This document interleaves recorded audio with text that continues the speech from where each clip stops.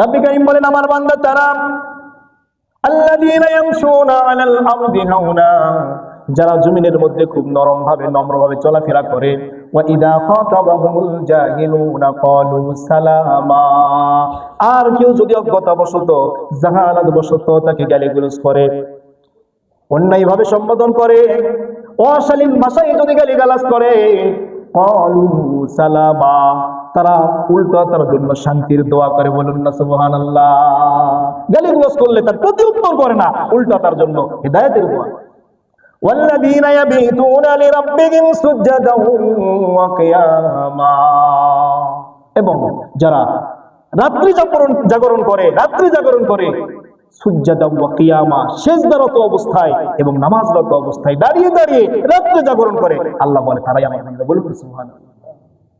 এই শেষ রাত্রে জাগরণ করা, শেষ রাত্রে চোখের পানি ছেড়ে দিয়ে আল্লাহকে ডাকা কাঁদা, এর মধ্যে যে কি মজা, আর আল্লাহ যে কত কাছে থাকেন। ডাকলে আল্লাহ শুধু ডাক দেওয়া, আল্লাহ বলে লাব্বাইকে আবদি, বান্দা আমি উপস্থিত।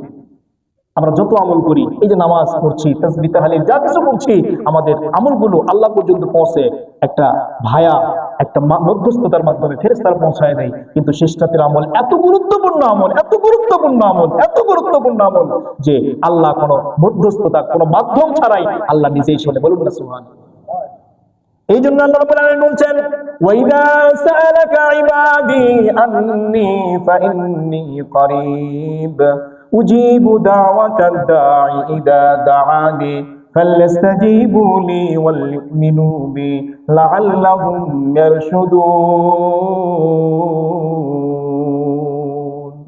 আল্লাহ তাআলা বলেন, ওয়াইদা সাআলাকা ইবাদি আন্নী, হে আমার বন্ধু হাবিব, যখন লোকেরা আপনাকে জিজ্ঞেস করে আমার সম্পর্কে, আপনি বলুন ফাইন্নী করিব, আমি বান্দার খুব নিকটে আছি। মুফাসসিরিনে কেরাম লেখেন, আল্লাহ রাব্বুল আলামিন বান্দার যত সময় বান্দার নিকটে হয়, তার মধ্যে অন্যতম সময় হচ্ছে শেষ রাত্রি। বান্দার খুবই নিকটে আসে আল্লাহ রাব্বুল আলামিন শেষ রাত্রে। এই জন্য যত আহলুল্লাহ, আল্লাহর ওলি হয়েছেন, শেষ রাত্রে চোখের পানি ঝরানো ছাড়া আল্লাহর ওলি কেউ হইতে পারেন নাই। তাহাজ্জুদ গুজারি ছাড়া কেউ আল্লাহর ওলি হতে পারে নাই। আল্লাহ রাব্বুল আলামিন নির্ণয় করতে, লাভ করার জন্য নফল ইবাদত বেশি বেশি করতে হবে। এর মধ্যে তাহাজ্জুদের সালাত হচ্ছে অন্যতম।